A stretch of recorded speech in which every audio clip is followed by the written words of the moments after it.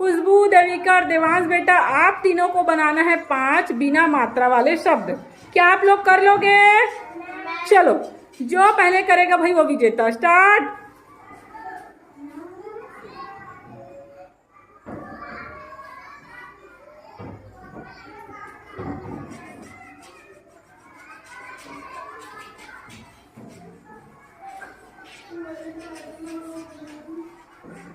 बहुत बढ़िया, देवांश ने कर लिया। ताली बजाओ देवांश के लिए। क्या क्या लिखा है देवांश? पढ़ के बताएगा क्या बेटा?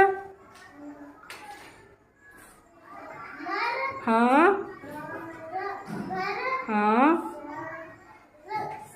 बहुत बढ़िया, बहुत अच्छा, बहुत बढ़िया। एक बार और जोरदार ताली बजाओ उसके लिए।